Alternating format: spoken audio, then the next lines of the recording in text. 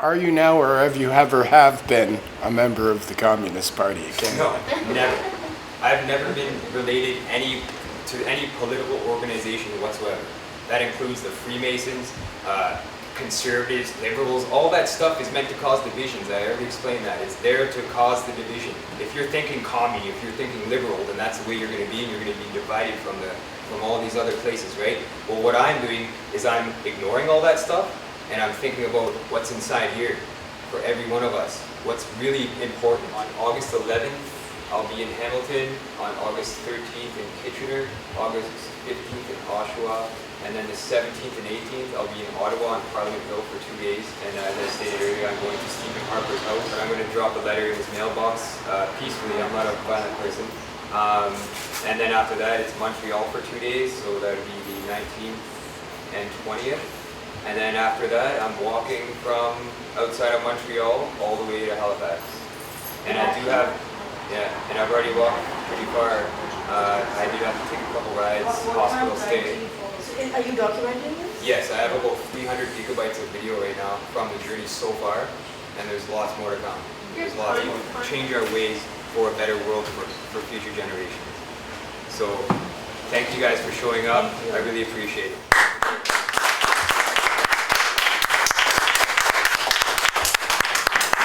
And I think you need Thanks for coming, man, dude. I think you need to start.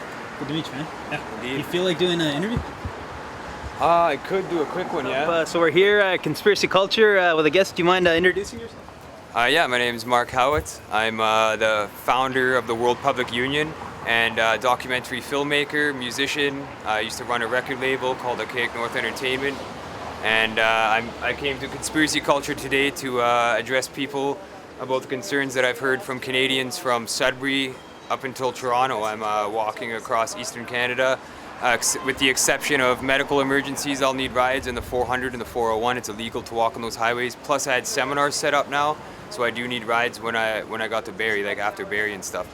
So I'll be walking again from Montreal to Halifax and meeting people all along the way, so I can walk into their towns and talk to the people face to face rather than driving past them and ignoring people that are in the communities along the way. So I've talked to lots of Canadians, and I've heard their concerns and these problems that we're faced with all boil down to money. Everything was good. There was one guy who got upset and left, but there was definitely some challenging questions from the audience, and which is what I was expecting and what I was wanting. That's definitely what I want. I want to learn. People are lazy. Absolutely. And the lazy ones want the money from the people who work. Mm-hmm. Mark, you're way off base.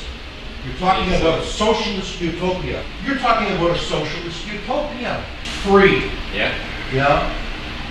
Free is good. Free is good. You're advocating for a socialist global utopia. Mark, you lost me. I put a lot of money in that box for you. Yeah, you can buy yourself a new pair of shoes. My goodness, I thought we were going to hear about your work and your DVDs. I don't understand you. He's only been in the shop 1 or 2 times. That, what he was saying, is a way to divide us. When really we have to think about the problems that we're faced with. My YouTube channel has, I believe, it's probably over 3 million views since I've left. It was just under 3 million before I left, actually, so it might be over 3 million now. And I understood that people were listening to some of the stuff I was talking about, so I wanted to do something different and actually try to make a difference. And I also had some things happen in my personal life that I just didn't want to put a Band-Aid over, and I wanted to go right to the source and stop the bleeding, essentially. And that was government and corporations and corruption that exists in government and in every local community that I've been through, essentially. So. Yeah, and you mentioned your YouTube channel. What are some of the movies you've made? I've made The Formation of Resistance was the first one, then Evidence of Murder, which consisted of a short documentary on William Cooper, Malcolm X, RFK, JFK, Abraham Lincoln, and also after that it was 2012 Revolution, World Awakening, and then after that one I made James Holmes Conspiracy, and then after that I have the Illuminati, and then Sandy Hook the documentary. And more recently, my newest one is called NWO Domino Effect. And that's where I'm at. And I decided to do something different this time and do a reality show where I'm going to be documenting my experiences and what I've been through. And I've got about I've got a lot of videos from people all around where I've been, and it's evidence of what their concerns are, and I'm documenting it all for a reality show. So I'm doing a reality show as opposed to a documentary to address these concerns this time. And it's a reality show about our reality, essentially. Awesome, yeah. And you mentioned the Sandy Hook and the James Holmes and stuff, and I was wondering, what are your thoughts on this? There's this guy on YouTube. He's all over YouTube. This Dallas Goldbug guy, and he's like trying to say that they're all actors and stuff. Like, what do you think about that guy? I think Dallas Goldbug thinks that King Kong Bundy was Wayne Carver. The chief medical examiner. What kind of office do you run here? My sensibilities may not be the average man. So that says it all. I think it's ludicrous, it's obscene, it's obviously put out there to get people to look in the wrong direction and make a joke out of it all, which I don't think is too funny. I think that there was some serious stuff you need to look at there, and it's not a joke, it's not a laughing matter, so that's my opinion on that. For real, I think I did a smear campaign on Dan Dix, actually. Right. And that's how I met Dan Dix. He was concerned because I had his picture in the Sandy Hook documentary, and I guess some of his viewers thought that I was attacking him in the video by posting that picture that Goldberg posted, and I sent a message to Dan and I said, no man, that's not what's happening here. Like I posted your picture to show people how ridiculous his claims are, and then that's how we met and we started talking and we did an interview actually on Press for Truth about that. So that's why I met him. Yeah. So I guess you're on this big journey, I guess. And you're in Toronto, so it started in North Bay and you're headed to Halifax? It started in Sudbury, and I made it to Toronto so far.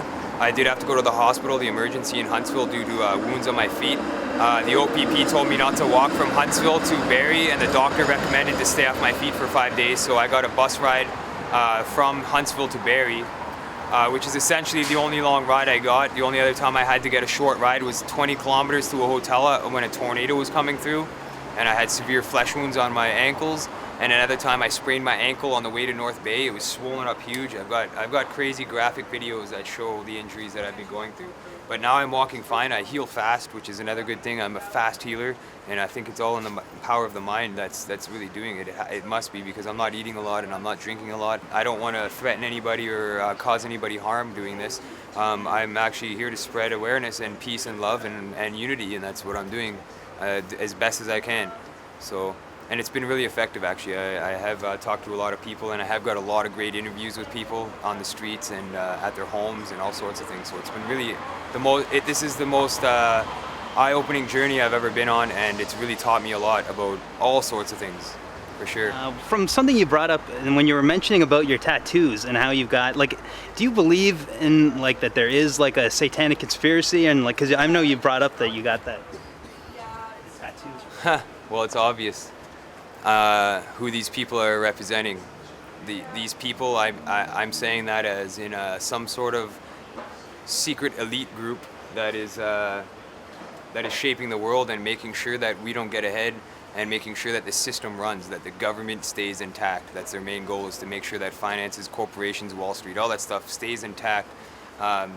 Banks are still making profits off interest and all that stuff. These people are making sure that that stuff stays intact. And for what they're doing to the world, they have to be worshiping something evil, something dark, and yeah, I would say it's definitely Luciferian. I've studied Freemasonry, high-ranking, some of what they study in the high levels. I've read their books, and it says right in the Freemason books that they're worshiping Lucifer, the Lord of Light, so the all-seeing eye. And I fully agree with that. I fully believe that that's what they're doing. And I did get tattoos, evil tattoos, satanic stuff when I was like younger, because I was in death metal bands and I was all into that stuff, and I felt like I was programmed at a young age to become supportive of an evil system, and that's what they want, right? They want us to have hatred in our hearts rather than love, and because when you love somebody and you are working with them in unity, that's when you're going to make change. But if you're hateful and you're deceitful, you're going to bring yourself down, destroy yourself from whatever you're doing.